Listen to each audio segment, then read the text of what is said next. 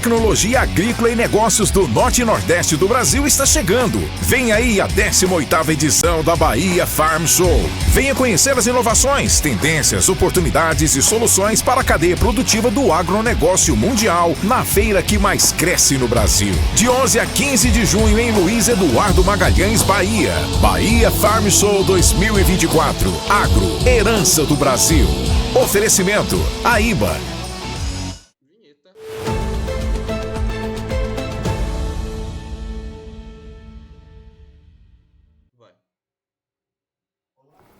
Olá, muito boa tarde a você conectado conosco aqui pelo Notícias Agrícolas. Está começando mais um boletim de mercado, já analisando o fechamento lá na Bolsa de Chicago.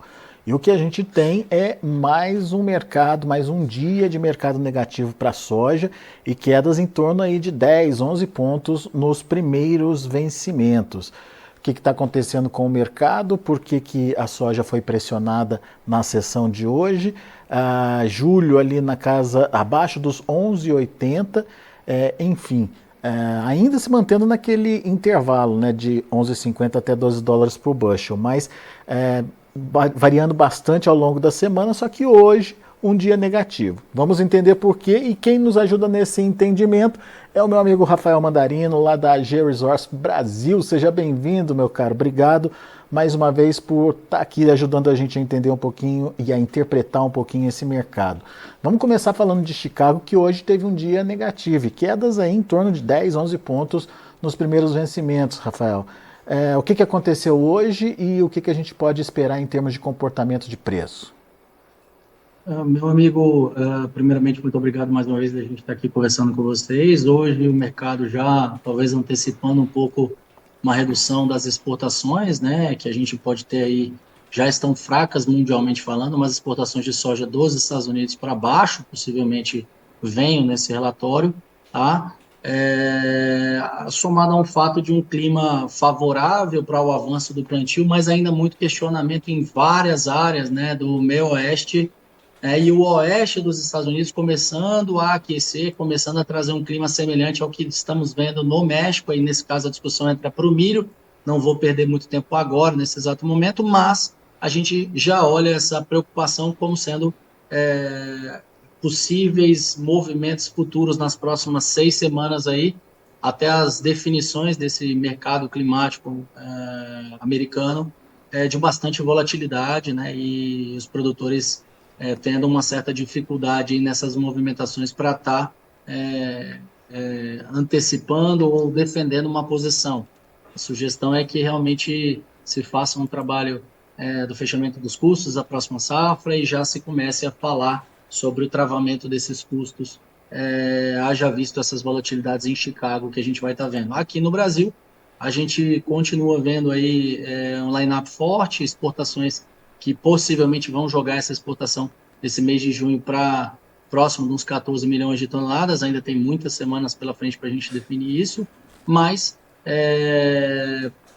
prêmio começa a reagir semanalmente falando, quando se olha para um dólar também dando bastante oportunidade para o produtor defender justamente esses posicionamentos, né? Então, Chicago, no caso da soja também, a gente viu muita venda, né, ao longo dessa semana nos contratos de soja, tá? Assim como contratos de óleo, apesar de alguns reposicionamentos dia após dia aí de vendas, compras, mas na soja uma liquidação de vários contratos pelos fundos de investimento. Então, soja, o cenário realmente é um cenário de aguardar o relatório para enxergar o que virá, somado ao fato de que possivelmente vão reduzir a safra aqui no Brasil, né? Haja visto já a contabilização de perdas no Rio Grande do Sul, isso pode fazer com que possa ter um pequeno rebalanço aí dessa perspectiva, né, de diminuição e questionamento das ofertas, mesmo que com uma redução das exportações nos Estados Unidos, e as exportações um tanto quanto mais fracas comparativamente com o ano passado, que foi realmente um ano bem diferente, com uma quantidade muito maior, né, e uma expressividade aí de apetite para venda e apetite para consumo também. Muito bem. Bom, vamos por partes então, Rafael.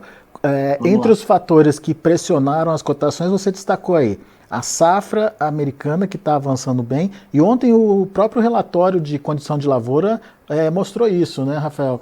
Um início Sim. muito bem, mas daí fica esse alerta aí que você trouxe para prestar atenção no clima, que uma situação aí que já começa a ser percebida ali no México pode se espalhar aí pelo cinturão e principalmente nesse momento afetando o milho, mas quem sabe até chegar na soja. Vamos ficar de olho nisso, pode ser um outro fator aí de mudança de mercado.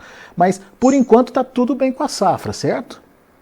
Tudo bem com a safra, mas já um adendo que nos próximos 15 dias, nas próximas 2 semanas, que é quando a gente toma o clima como verdade, há uma projeção, né, de 10 a 15 dias de um aumento nas áreas, principalmente olhando para Iowa, Illinois, ali de 4 a 7 graus Ah, Celsius é? de incremento nas temperaturas. Isso pode sim já ser, né, uma movimentação dessas temperaturas no meio oeste que podem começar a questionar, né, as chuvas que são poucas, são esparsas, são pequenas aí nas projeções nas próximas 2 semanas também. E já um adendo, porque eu tenho que fazer esse alerta, que o nosso meteorologista já vem nos trazendo uma percepção de que ele está preocupado, de que esse calor deve começar a avançar, saindo do México, avançando para os Estados Unidos e começar a questionar as produções por lá. Então, vamos com calma, tem muita coisa do mercado climático para acontecer, mas o produtor por aqui, já tendo o custo e tendo a condição de travar com uma oportunidade de um câmbio tão favorável, 5,50 para o próximo ano, por exemplo, olhando para março, ele pode já fazer a trava, né, desse componente e outros componentes também que já se apresentam e esperar, de repente, né, possíveis movimentações aí com essa volatilidade, ralis e defender melhor os outros componentes que ficarem abertos, né? Então, isso aí, óbvio, vai ser conversado cada caso, mas o que se apresenta no momento é realmente um momento de apreensão. Por enquanto, tudo certo, mas tem projeções climáticas mostrando uma piora, e mais movimentação e mais taquicardia ao produtor aí, com certeza. Ainda não precificado pelo mercado, né? Tanto que hoje Exatamente. caiu aí, mas enfim, é um alerta para a gente prestar atenção no clima daqui para frente. E quando você coloca, Rafael, exportações lentas, o que acontece? A soja cara nos Estados Unidos? Por que não avança a exportação americana? A exportação americana, a gente teve aí notícias de talvez até rumores de, né, vendas bruscas de China, né? China já querendo comprar soja PNW, Gulf, enfim, tentando tirar alguma oferta de safra antiga ou safra nova desses dois portos.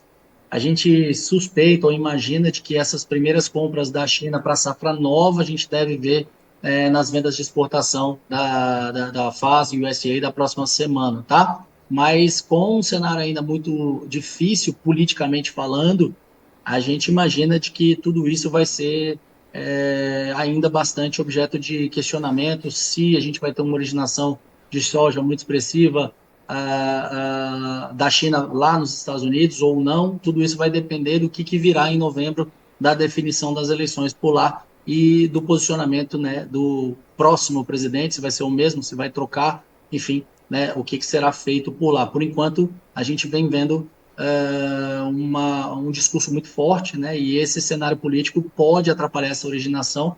As importações devem variar aí na casa de uns 23, 25 milhões de toneladas, 24, 25 lá nos Estados Unidos pela China. No máximo, seriam esses níveis que a gente estaria projetando no momento atual. Mas podem ser menor, dependendo dos níveis de bloqueios, de barreiras, né, e de confusão que possa aparecer. Então, a demanda de exportação americana pode começar a aparecer sim, tá? A gente já pode ver na semana que vem, principalmente falando de safra nova, alguma coisa, e vamos continuar acompanhando, né? Essas exportações realmente estão lentas, o produtor não queria vender, queria avançar, queria entender, né, como é que ia ficar esse plantio. Não só isso, os preços não estavam compensando tanto, né, para trás, agora os preços caíram bastante, o produtor ainda vai aguardar, tem toda uma safra, tem todo um desenvolvimento, e eles, obviamente, estão observando esses possíveis movimentos aí do cenário do mercado climático e vão aguardar para fazer vendas mais para frente. Quer dizer, os dois fatores que fizeram, ou que ajudaram soja a cair hoje em Chicago, podem ter uma reversão aí nas próximas semanas e, portanto, vamos ficar atento a isso. Daí você trouxe um contraponto a esses fatores, que é a redução da safra brasileira, Rafael. Isso, teoricamente, seria positivo aí para os preços, mas o que dá para esperar em termos de redução da safra brasileira pelo USDA, né? De novo, a gente está falando de um USDA que vem fazendo um trabalho bem diferente do que tradicionalmente estaria fazendo, foi bem conservador nesses movimentos de cortes, né? A discrepância em relação à Conab ela é elevada e possivelmente a gente vai continuar enxergando aí de que o USDA possa continuar no cenário conservador, contabilizando as perdas no máximo aquilo que está meio que consolidado na faixa de uns 2,5, 2,7 milhões de toneladas ali no Rio Grande do Sul. Então, se a gente sai dos 154 mais ou menos para uns 151,5, eu já me daria por satisfeito pelo que vinha se apresentando do USDA. Eu acredito que esse número vai continuar sendo questionado, essas diferenças elas vão ser reajustadas nos relatórios posteriores, mas a gente ter aí um USDA fechando esses números próximos dos 150, eu acredito que seria realmente o caminho. Do outro lado, eu acho que a gente teria, né, uma possível redução dessa safra de milho Brasil, né, e também uma safra argentina de que pode ser menor no milho, sofrendo um pouco em função das doenças que a gente viu, cigarrinha, pressão, né, e perdas de produtividade aí que já vêm sendo relatadas, já vêm sendo observadas. E aqui no Brasil, no milho também, eu acho que mais uns 15, 20 dias a gente tem um Mato Grosso do Sul generalizadamente começando a avançar bem expressivo uma colheita, e a gente tem escutado um cenário bem catastrófico do milho na região, tá? Então, o USDA pode já fazer uma antecipação disso, se já estiver enxergando isso, já estiver fazendo o trabalho, né, de conversar com produtores, vendo, rodando, mas eu acho que alguma redução já pode sim ser feita, tá, nesse milho Brasil, mas principalmente falando de milho argentino, tá? Desculpa já colocar o milho, mas eu sei que você está com um tempo um pouco curto, mas já estou puxando um pouco o gatilho, tá? Falando de USDA como um todo. Não, muito bom. Então a gente tem a perspectiva aí de soja, principalmente em relação às exportações, e uma boa safra americana, que no final das contas pode elevar os estoques nos Estados Unidos. E no caso do milho, essa redução já aparecendo, Rafael? Eu acredito que sim, a gente estaria falando de um milho aí caminhando para dos 122 que eles estão meio que trabalhando nessa região aí acima dos 120 já tem um tempo, próximo dos 120, abaixo dos 120 é possível, tem expectativas aí de que vá vir um número até 118, de repente o USDA poderia ter esse retrabalho, essa oscilação aí dos números deles, né? Mas, de novo, eu acho que tem que ser observado de que o movimento do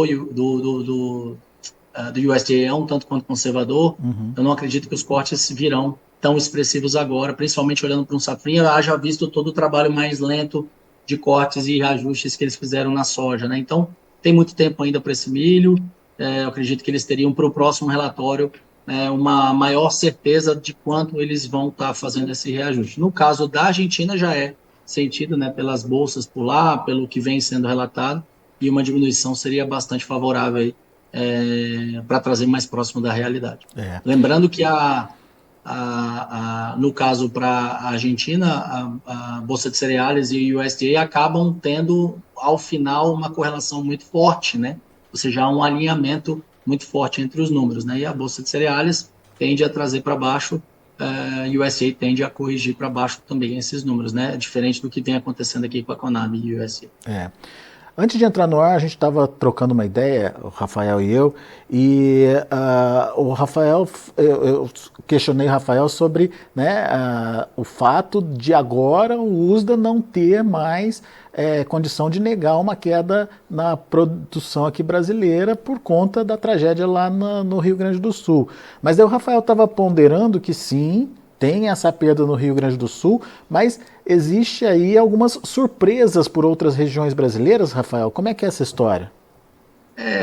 Na verdade, até nem muito destaque para isso, sendo bem sincero, porque a gente está falando, quando eu discuti com você essa questão, A gente está falando de produtores que já estão conosco já tem um bom tempo e eu conheço bem a tecnificação deles, mas falando, por exemplo, algumas regiões de Minas, né, podem ter algum reajuste ou podem ter, na verdade, pequenos ajustes em alguns estados aí também, principalmente olhando também para a área, aí pensando em Conab, reajustando a área aqui de safra passada ainda em descompasso com o que o USDA e que outras privadas vêm colocando, então já fez um reajuste de área para trás, né, e acredito que possa ainda fazer algum reajuste dessas áreas, mantendo alguns estados em níveis de produtividade mais elevados, tá? Mas alguns produtores aí, nossos mineiros, né, então trouxeram aí números mais otimistas do que estavam sendo observados, né? Por exemplo, sul de Minas, até a Chapada Gaúcha mesmo, se estimava uma perda muito expressiva na Chapada e, ao contrário,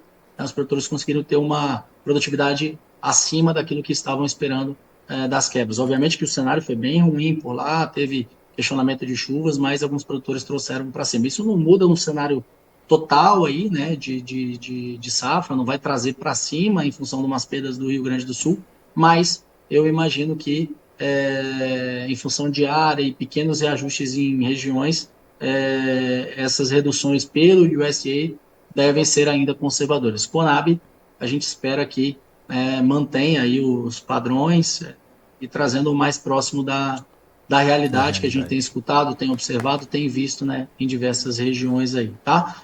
Mas, de novo, eu acho que tudo depende também agora, né, desse programa de exportação que a gente vai ter junho, julho, agosto, para terminar de confirmar e decidir quem é que está certo, se é a USDA, se é a Conab, porque isso vai trazer muita direção para a gente reajustar esses números e definir realmente quem está certo, quem está errado nessa disputa entre essas duas agências, né?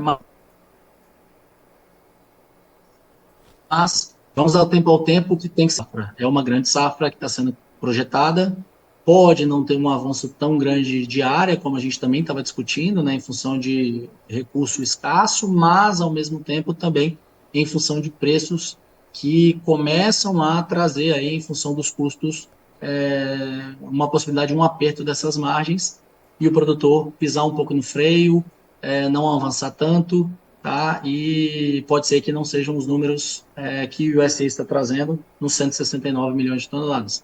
Tem muita coisa para acontecer até lá, mas já deixo aqui, né, a nossa a sugestão novamente de que no momento atual o que está em voga é olhar os componentes, é olhar realmente para a próxima safra a possibilidade de um câmbio melhor, né, um prêmio que ainda tem alguma coisa a responder, pensando em sazonalidade desse prêmio, tá? E olhando para o Chicago, que com esse mercado climático entrando, o produtor já tem que estar totalmente preparado para aproveitar o dia que alguma oportunidade aparecer na frente da tela dele. Muito bem. Olhando agora rapidamente para o mercado interno, o que dá para dizer? Que momento é esse? Eu pergunto isso porque a gente tem, apesar dessa situação negativa hoje em Chicago, o mercado está bastante volátil, né, trabalhando aí dos dois lados da tabela, principalmente nessa semana, mas a gente tem visto os outros fundamentos apoiando aí a precificação da soja aqui no Brasil. Estou falando do dólar, estou falando dos prêmios, né? O que de concreto temos aí em termos de precificação no Brasil e o que a gente precisa destacar para o produtor nesse momento, Rafael? A gente tem escutado aí melhorias de preços na casa de R$1, R$2, R$3, dependendo das bases, né? E, obviamente, a defesa das médias, desde que eu entrei aqui, pelo menos nos últimos 8 meses, eu tenho falado de que a defesa da média era, de fato, a palavra da vez, era a questão de como o produtor deveria montar a estratégia dele. Então, apareceu a oportunidade, vai fazendo venda, vai defendendo o posicionamento dele, tá? Então, melhorou o preço. Não sonharia com preços tão mais elevados para começar a botar dinheiro no bolso, começar a pagar a conta e começar a resolver a vida, né, esperando que os preços vão estar trazendo algum reflexo bem mais positivo. Pós-USDA, com Chicago caindo, né, com uma maior oferta, dependendo, até questionando, né, se a demanda vai conseguir consumir essa oferta toda. E o USDA, por mais que eu possa até discordar dele, dos números, mas vai ser o que será tradeado amanhã, vão ser os números que vão ser utilizados para a precificação, obviamente. tá? Então já deixa o alerta de que possivelmente já essa precificação é olhando para o USDA. Espero ter uma surpresa, espero que ao contrário eles cortem mais Brasil e comecem a questionar também as produtividades americanas em função do que vem se apresentar, mas eu acho difícil, haja visto toda a movimentação conservadora que eles fizeram, tá? Para o produtor no cenário atual, realmente o prêmio vem compensando, o dólar vem compensando, tá? Eu acho que dá para fazer sim, né, essas defesas dessas médias e, obviamente, já buscar, de repente, até meses um pouco para frente, fazer alguma entrega, buscando alguma melhoria aí, haja algum apetite de alguma trading que queira esticar aí esse programa de exportação para frente. Mas eu não deixaria de cogitar para o cenário aqui, ainda já trazendo para a safra atual, que seria o safrinha, continua seca, continua quente, continua questionando as produtividades. MS, como eu disse, tem um questionamento grande aí dessas produtividades lá no estado. Quando o MS entrar, vai começar realmente a fazer um barulho muito forte. São Paulo já estamos ouvindo também grandes perdas daí, do que tem de milho por lá. E Paraná, obviamente, já está bem espalhado esse barulho aí de que a safra ela é menor e vem sendo questionada semana a semana à medida que vai avançando colheita no estado e também a finalização das áreas, né? Então, de uma forma geral, tá? Agora me causou também uma surpresa recentemente a gente conversando, né, com os produtores, corretores, né? O próprio estado do Mato Grosso, um otimismo que existia começou a ser colocado aí perdas de 5%, 10% de produtividade nas áreas como alguma coisa meio que comum de a gente estar ouvindo em função dos números atuais. Ainda não está sendo refletido, não é isso que a gente está vendo nos números das agências do IMEA, mas a possibilidade de pegar essas últimas áreas aí, né, enxergar se realmente conseguiram colocar peso, tamanho de espiga, né, e de fato a gente tem essa produtividade nos níveis que está se apresentando no mercado, ou se a gente vai questionar essas produtividades para baixo, tá? Mas eu acho que no momento atual, dólar ajudou, como vocês trouxeram recentemente, né, no preço do milho, e a gente está olhando para esse milho agora, né, com um pouco de cautela, porque para atender a Conab, facilmente eu preciso de 6 meses agora com mais ou menos 4 milhões de toneladas de exportação, ou seja, fácil a gente chega nesses níveis, tá, de exportação como a Conab vem colocando. Eu preciso de uma produção muito maior para avançar, né, e os números agora desse mês, do mês que vem, vão ser decisores para a gente começar a enxergar realmente como é que vai ser esse aperto no quadro de oferta e demanda de milho aqui no Brasil.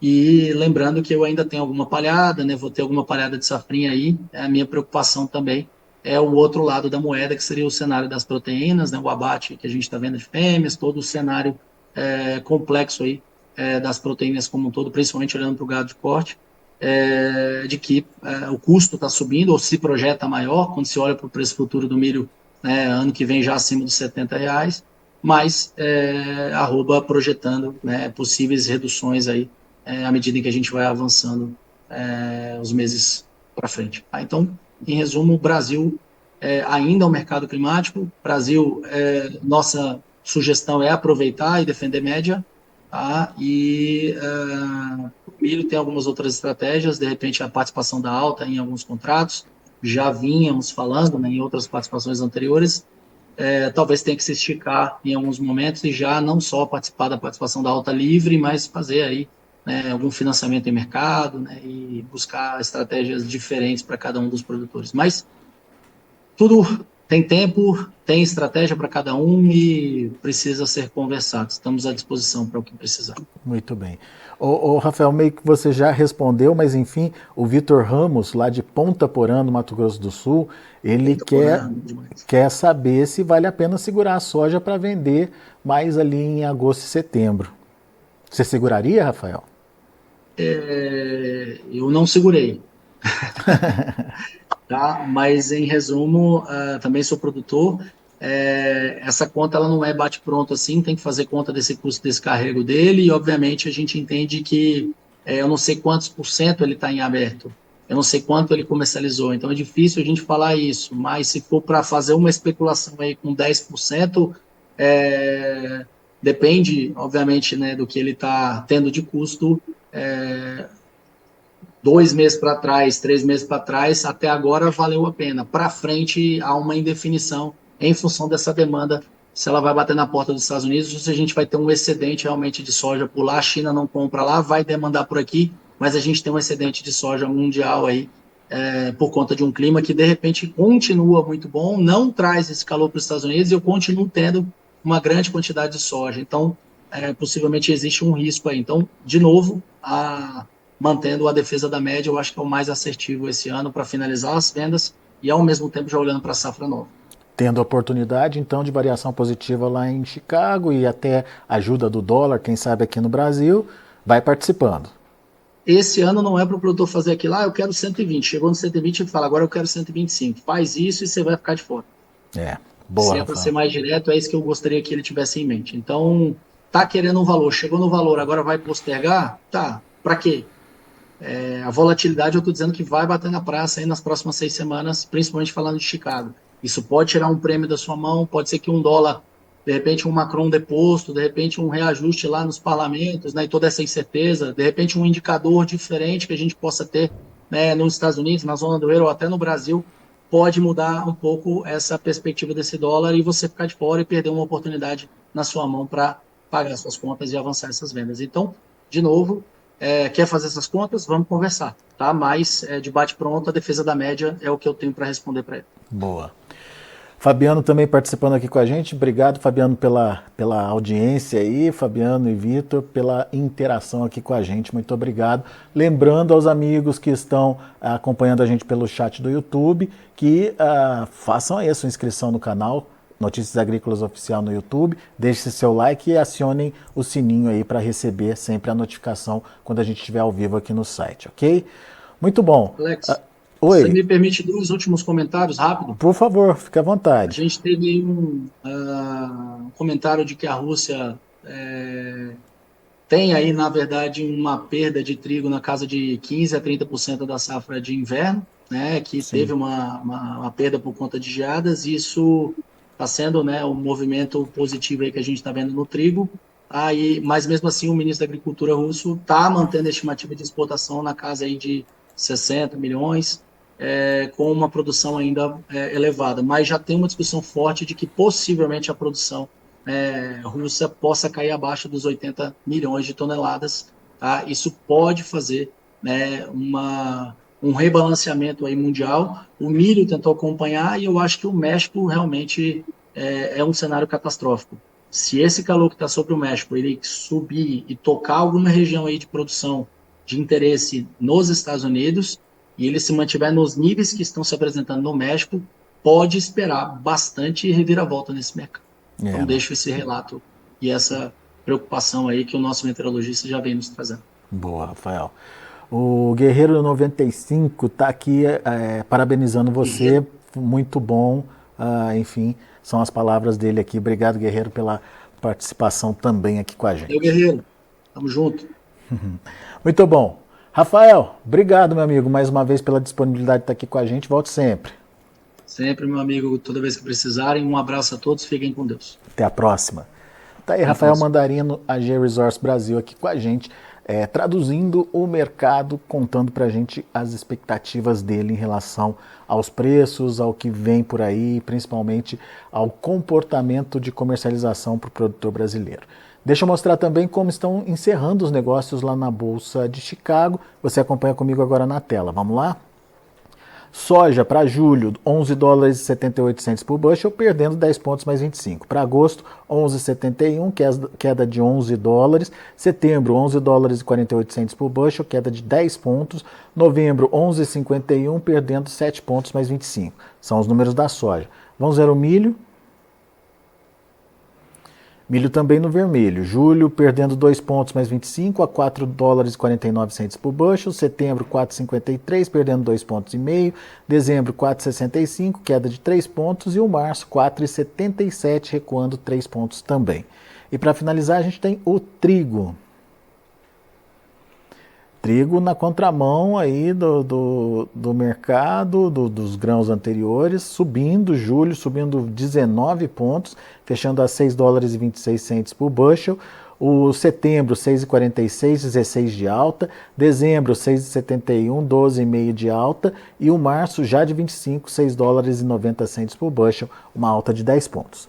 São os números já de finalização do mercado lá na Bolsa de Chicago. A gente vai ficando por aqui. Agradeço muito a sua atenção e audiência. Continue com a gente, notícias agrícolas, informação agro relevante e conectada.